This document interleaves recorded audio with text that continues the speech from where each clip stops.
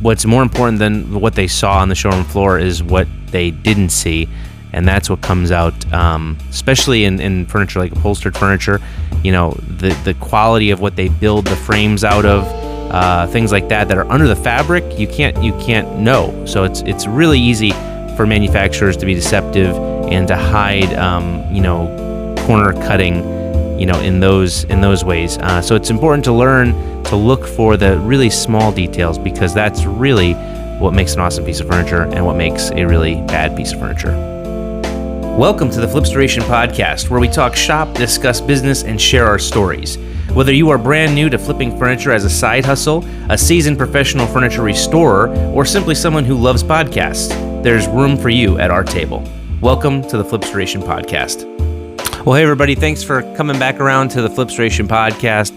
Today's going to be kind of a fun conversation. I wanted to dive in a little deeper to what, when you're looking for a piece of furniture to potentially flip, refinish, restore, whatever it may be, what to look for in a piece of furniture. Like, what makes the right piece? It's when you're shopping for a car, you have different reasons why you need a car. We have 3 children, so there's 5 of us total, and we're not going to go out and buy some little tiny car that has no storage and no seats. It's some 2-seater sports car. We're going to look for a car that can hold not only all of us, but also all the stuff that we need to bring along when we go to the beach or when we go to wherever we're going on a road trip. We need to be able to have something that serves the purpose it needs to serve. So what do you look for when you're looking for a piece of furniture? And that really depends on, why you're looking for it.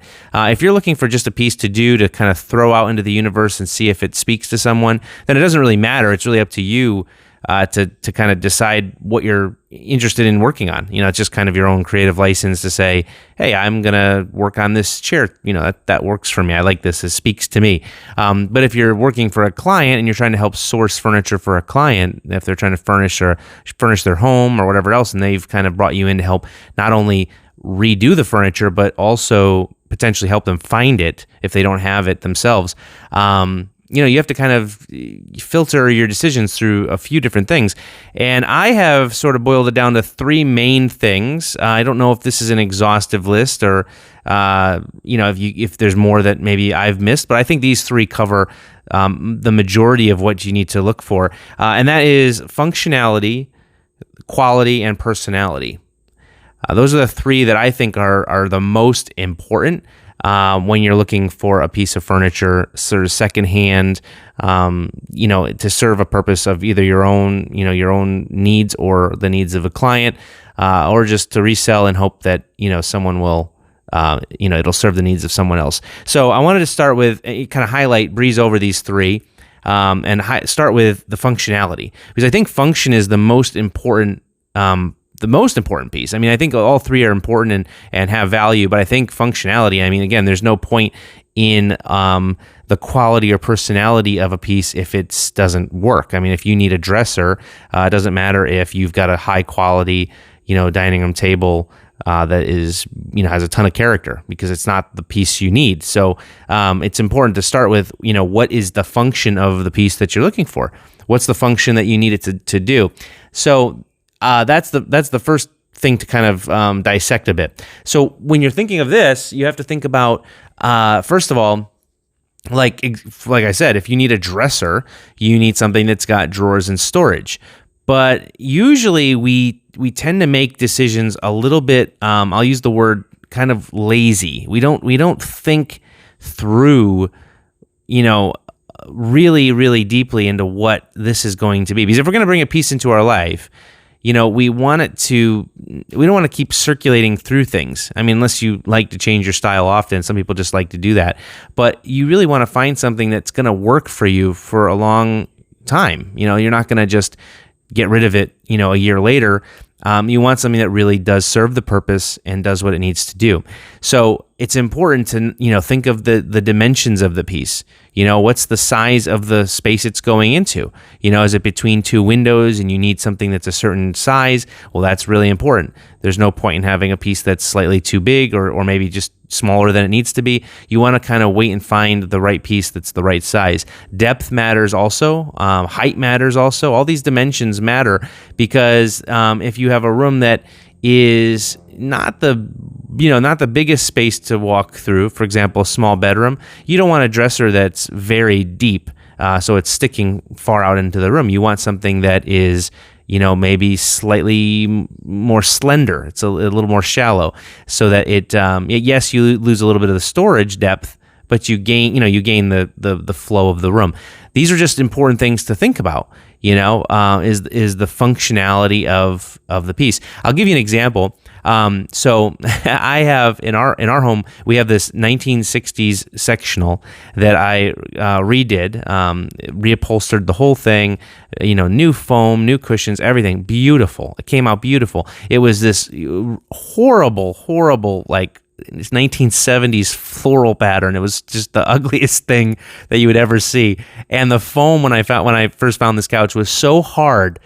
If you've ever restored, older upholstered pieces, sometimes that foam is it's like a rock. That old foam just gets so hard and crumbly and dusty, and it's gross. And that's what this piece was. It was gross, but I loved the shape of the piece. I loved the lines. It just had that, Mad Men, if you know the show Mad Men, that era, that really cool look to it. In the corner where, because it was a sectional, in the corner it was like this curved corner. So and it was low. It just looked awesome. I don't know. I fell in love with the lines, which was me skipping to personality.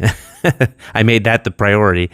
Well, all well and good. Made it, did it all over. It's great. I love it. It looks great. Brought it home. My wife and I and our family bought a house, and it fit the house perfectly. So that was good for functionality. It fit the space.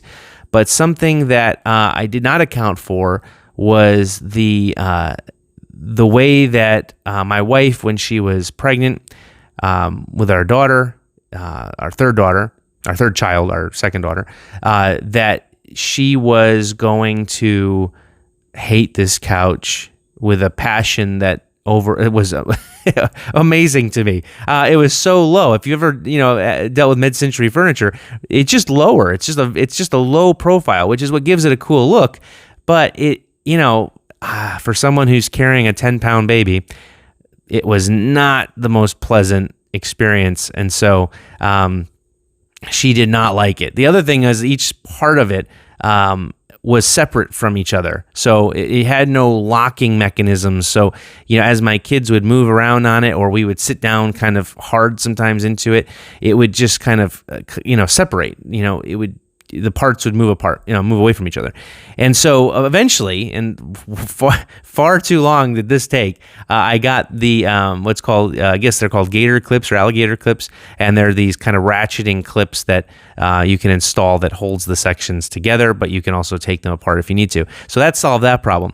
But my wife still has nothing against the personality and the style of the couch, just cannot stand this sectional. And so ultimately someday it will be leaving our life. I'm just not sure how much longer we will have it. But I love the piece visually. I love just the aesthetic of it, but I also, the function, it's not there for our life, for just our family. So that's one of those things where when I found it, I was looking at it with the personality eyes, the aesthetic part of it, and did not think about the function of it. So that's important. Just think about really what the piece you're bringing into your life or you're doing for your client, how it's going to be used. For example, that dictates the kind of finish that sometimes is on it too. If you're going to have a kitchen table and you're doing it for a client that's got, young children, that kitchen table is going to go through war. And so then you have a choice of, do you put something on it that's, what you would think is super strong, like a bomb-proof finish? That's what they always ask for. When I was refinishing furniture, people would say, I want this to be bomb-proof, which doesn't really exist. there are some very, very tough finishes out there. They put them on bar tops at restaurants. They're like an epoxy finish or a polyester finish. Those are really, really tough finishes, but they still can get damaged. And the problem with those finishes is when they do get damaged, they're very, very hard to fix because they're so, so hard. So you have to decide whether you want something that can be repaired easily or whether you want something that is, quote unquote, bomb proof. I don't know if, people don't think about this fully when they're selecting their finish, but repairability is something that is really valuable because something is going to get damaged. I mean, it just happens. So if you can pick a finish that can be touched up and repaired and you can buy some years out of it maybe before you ever have to refinish it again. That's awesome. Besides that, you want something that you can actually refinish someday. So if you put a 2K poly, which is a kind of a commercial finish that's sprayed onto a piece of furniture, it is extremely hard to get off with even harsh chemicals. It's just very hard to get off. Same with polyester, same with epoxy, same with these really tough finishes, conversion varnish even. You can strip that with some harsh strippers, but still it's just very hard to get off. So down the road, if it does get worn and get tired and it starts to kind of need to be refreshed, you almost have to look at more of a refurbishment, meaning that you just kind of scuff sand the surface and clean it really good and then maybe reapply a new finish over it, because stripping it can be such a nightmare. Whereas a nitrocellulose lacquer or some of these other finishes, they are not going to be bomb-proof. They're going to get damaged more easily. That's why you need to use precautions like coasters and placemats and these different things. But you can strip it easily and start over if you have to. It's much, much easier to refinish that kind of a finish than it is some of the new, more modern finishes. So that's the functionality. You have to think about the finish and how it's going to last you and function for you. You have to think about the size and scale of the furniture and in the space. You have to think about what you need it to do in the space, like what's the purpose of it in your life. All those things define the functionality of a piece, and that's super important to consider when you're picking a piece to potentially redo and bring into your life, or again, into your client's life. The next thing is the quality. Now, this is tough because not everyone knows what to look for. There's this, I don't know how many people I've heard say this, that when they lift a piece of furniture, if it's heavy, that it must be a good quality piece. And that's so untrue, unfortunately, because fiberboard and MDF and all those particle board materials are just heavier than wood most of the time. Most wood species are not as heavy as those dense particle boards. So the weight of something means nothing. It can mean great quality. It can mean that they've really, overbuilt the piece and really put reinforcements and supports and things and, used thicker lumber. Yeah, that could be the case. But this is where you kind of have to play detective a little bit. You kind of have to examine and get in to really see what's going on. It's really difficult with like upholstered pieces, because upholstered pieces, the frames can be like on old couches, for example. When you strip all the fabric off an old couch, you generally find some solid oak, some white oak, or some solid maple, some really strong woods. And you find that they're thick. They're not thin, they're not chintzy, they're really thick, and they are built to last. I remember as a kid, I loved, on Saturday mornings, man, I'd be watching wrestling or doing something like that. I'd be jumping off the arm of our couch. And I don't know if today's furniture can withstand that kind of abuse. I mean, the build quality was just different. It was just they realized they could put, materials under the fabric, and once it's done, people don't know. So when you take apart furniture today, the upholstered pieces, you generally find plywood, or you find and sadly you find particle board and MDF even as a structural piece to this sofa or chair or whatever it is. So you can't really know especially secondhand. There's no one to ask. If you're buying brand new furniture, ask. Have them show you some sort of literature or something on how they build their frames. That's so important, because there's nothing worse than spending a bunch of money on a sofa, brand new, and having it break. And the repair cost is, if you don't have a warranty, it can be a lot of money, because they have to pull back the fabric. It's a nightmare. I mean, you don't want that to happen. So you want to invest in a quality piece, and you don't want to look at the price tag and go, oh, I can get this one for $800 and it looks just like that one that's $2,400, and think that they're the same. They're probably not the same. There's usually a reason, not always, that there is a bigger price tag on one piece versus another. Usually. Sometimes it's just branding.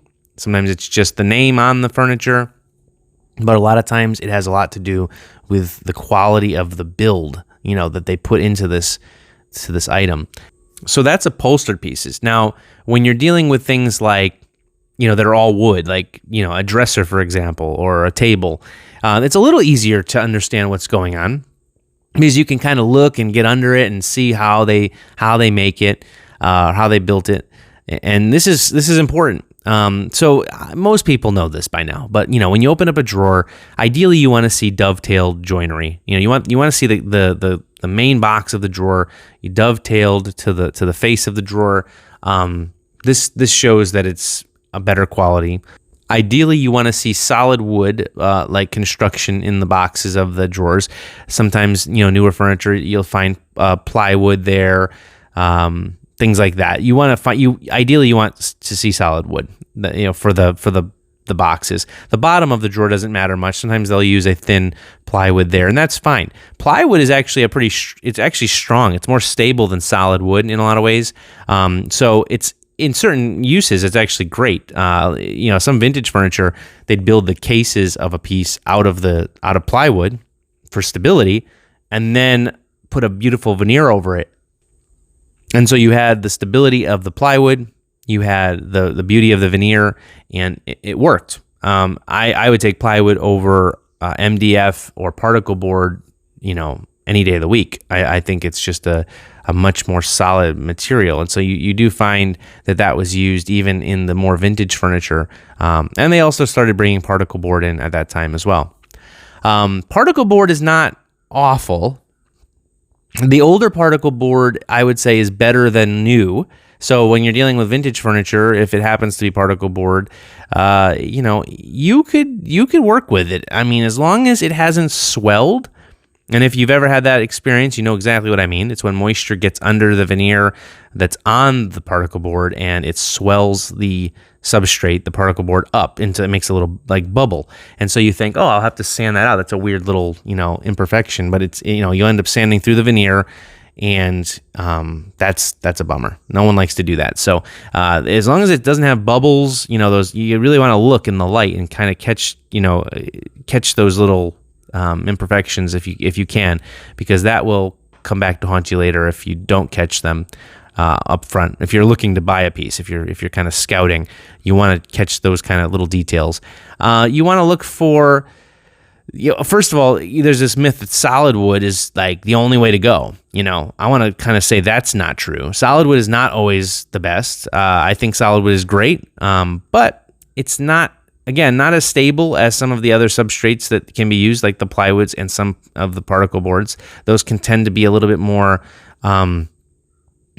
stable, because solid woods tend to move and expand and contract, and so you can get cracking. That's why a lot of furniture today, from places like Indonesia and these kind of more tropical areas, when they come into like climates like, for example, the Northeast, I mean, I would have so many clients that would bring furniture and they'd have a table where the top just cracked right down, like just huge crack, and they said, I don't know what happened, like it was just sitting there. And that's because the climate change is so dramatic. It's the temperatures and the humidity. It's so dramatically different that the woods just expand and contract, and they move. So that's why a lot of times solid wood is great in theory, but it does have its kind of negatives, and that's that it can warp, it can crack. It has all those things. Now, if you're, talking about sanding, it's great because, obviously you can sand and sand and sand. I once had a client who brought a table that was solid cherry. It was a big round kitchen table. I think it was like a diameter of like 54 inches or so, solid cherry table. And they had a candle on it, and the candle fell over and really badly burned the center of the table. Burned it so much, it wasn't just the finish, it really burned down into the wood. And so what we had to do, and luckily it was an extra thick top, it was a really good quality table. I don't remember the brand. I want to say it was an older Ethan Allen piece. And Ethan Allen, especially the older pieces, were really well made, generally speaking. So this was a thicker top, more than the 3/4 inch thick. It was maybe closer to an inch. And we took the skirt off the table, so it was just the top, and we ran it through a large planer drum sander setup, and we were able to cut down below the burns and take off. I don't remember how much we had to take off, maybe a 1/16 of an inch or 1/8 of an inch. I'm not sure. It was pretty significant, really, but it got below it, and we were able to save the table. And luckily, again, there was enough material there that we were able to put the skirt back on the table, and it looked great. So that's the benefit of solid wood.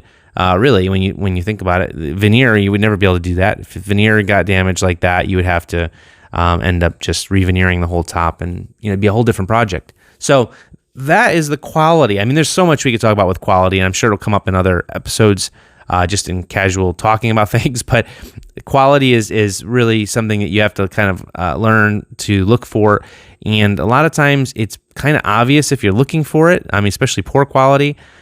You could kind of find poor quality if you keep an eye open for it.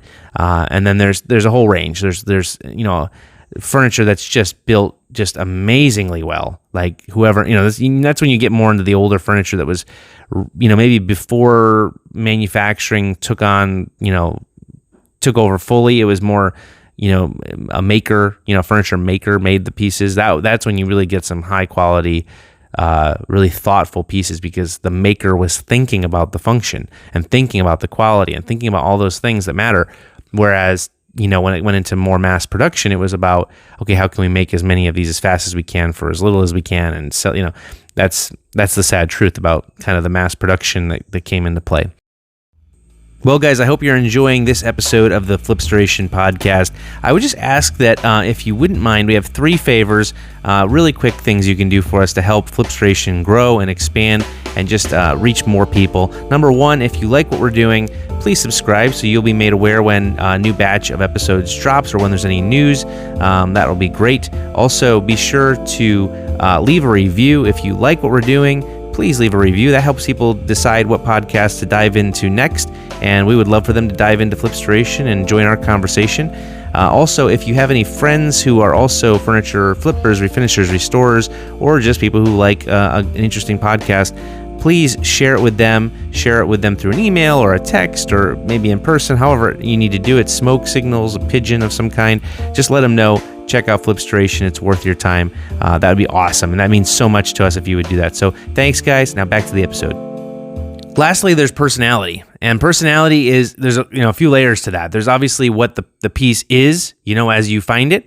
If it's an older antique with inlays and carvings and all of that, and beautiful grain, that's what it is. It has its own built-in personality that was given to it during the era that it was made. You get into the 50s and 60s, you definitely see a huge change in the styles. I mean, you look at Charles Eames furniture from the 40s, late 40s and into the 50s and so on. I mean, that was radical. I mean, it was a radical difference when you look at how furniture looked, kind of prior to some of the designs that the Eames office came out with. I mean, what they did with bent plywoods and all of that, molded plywoods, it was really, really revolutionary. I like a quote that was from Charles Eames, and it was that I'm gonna kind of paraphrase it, but it pretty much that the form of an item should come out of the function.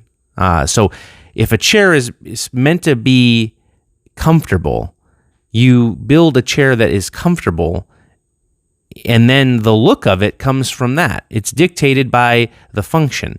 And you look at like Victorian furniture, you go back, to where they had sitting, the parlors and where furniture just kind of sat there and nobody really ever sat in it. It was just, these living spaces that were just, no one was allowed to actually live in. The furniture was so uncomfortable sometimes. I mean, you had springs in the seats and you had carved arms that, sometimes maybe had a little bit of a covering on it, but some exposed wood with these sharp carvings. And I mean, you would never want to go lounge on one of those pieces. That goes back to functionality. You would never want one of those in like your rec room. It's not practical. It doesn't serve the purpose that you would want. And that's where, I love, as someone who, again, is more of a minimalist mind, I like when you strip away and you subtract and you get down to like the real, the essence of something. I think that's the art of subtraction. And I love that in design when people kind of apply the art of subtraction, where you don't just keep adding things to a design. You try to actually eliminate things and get down to the real, purpose of it. And if a chair is supposed to be comfortable, that's the most important thing. If a dresser is supposed to be a piece for storage, then the drawers should work well, be designed to carry a good amount of weight and function as it should be for years and years to come. These are things that if you're thinking about the right things when you're making something, you make something that's long lasting and worthwhile. Most of the time today, people don't think about that. They, when they're making furniture, manufacturers don't think about the end user as much as they should. And that's where, you get these things that unfortunately they put the personality part first, because that's what speaks in the magazine. That's what speaks on the website. That's what speaks in the showroom. And they don't think about the other parts. But again, if you're looking at secondhand, you're dealing with all these different eras of furniture, and you can find a great antique that is just beautiful and just, an awesome piece. You could find some really cool, vintage, more retro furniture that's has a lot of fun, quirky aspects to it. And then, what you do with it is also a huge part of the personality. Obviously, as a furniture flipper or a refinisher or a restorer, you're going to inject into it some part of your own personality.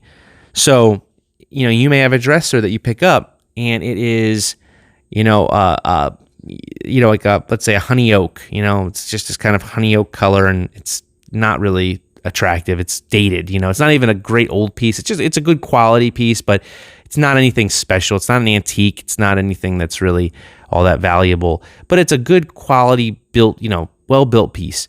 So you say, okay, I can't stand the honey oak. I got to get rid of it. So you could strip it, get down to the bare wood, and then do a really nice wash on it to give it that kind of coastal raw look, which is great. That's, really popular right now. You could ebonize it, do a really dark stain and ebonize it. You could paint it, go with a solid color. It's endless. I mean, the possibilities are endless.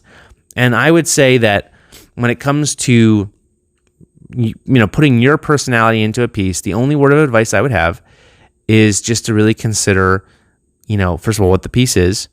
Is it something significant? Historically significant, or just does it have a value, as an antique, whatever, the story of the piece. Like, can we honor that somehow?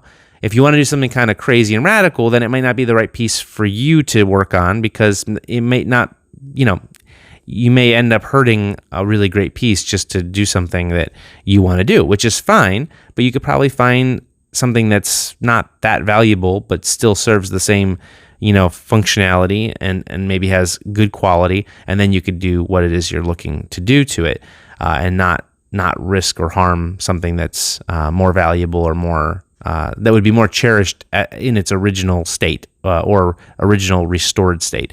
So that's something to consider. Is just when you're picking something, is that is this piece the right piece for your vision?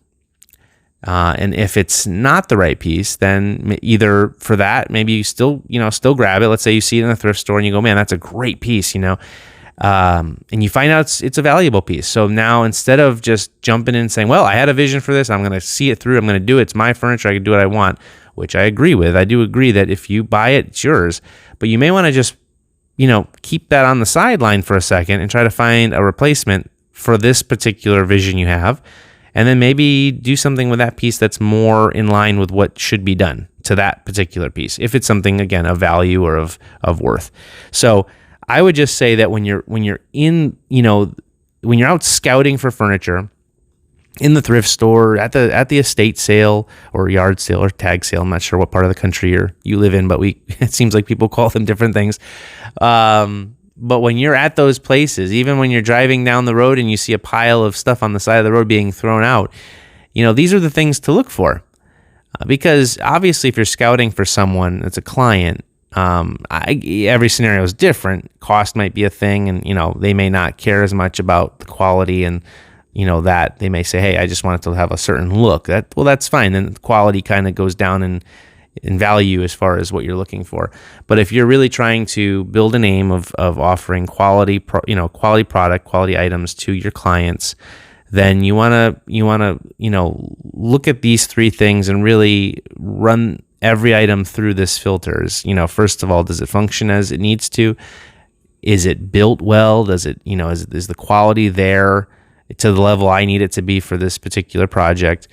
And, what's the personality? And if it may not have what you need it to have when you find it, but can you envision what it could be once you get your hands on it? Because that's kind of the joy and the fun of flipping furniture. When you see a piece and you go, you just get a vision for it. That's happened, me so many times. You look at a piece and you go, oh, I could see it. You just see it done, You just see it done. I always wished I could plug in my brain to something like a screen so I could show a client what I'm seeing in my own mind, because it's so hard to sometimes communicate it with someone. Now, I don't know if you've ever had a client like that where they're just like the furthest from creative. I mean, they are the most, I don't know what you would call it. They're just not able to envision something, and you're trying to describe it to them and they're just like, I don't know, I trust you. It's so hard sometimes to communicate what you can see in your own mind as a creative person and to your client. So, it's important to be able to, first of all, look at the personality that's in the piece, but then also imagine what is not there, to see the invisible, that's kind of a gift that a talent that you develop over years of projects. So those are the three things that I would focus on if you're looking to find a piece that you're going to make your next project, whether for yourself or whether for a client. I'd focus on first the functionality of it. What's it going to do? The quality of it.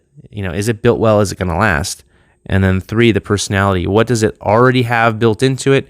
And what can you inject into it and bring to it with your own creative energy? So hopefully that helps somebody. Again, this is just a conversation. I would love to hear your thoughts and get your feedback on what it is you look for when you are picking your next project. And hopefully, again, this helps somebody. And please, definitely leave a comment. And if you haven't yet, please subscribe. And we'll catch you next time on the Flipstoration Podcast. The Flipstoration Podcast is sponsored by Stripwell. Stripwell makes the QCS line of products. If you're looking for a furniture stripper that is safe for you, safe for your projects, and safe for the planet, then look no further than QCS Finish Remover and the QCS Surface Cleanser. That is the QCS system, and that is what you're looking for. So check it out at stripwell.com, and be sure to subscribe to the Flipstoration Podcast.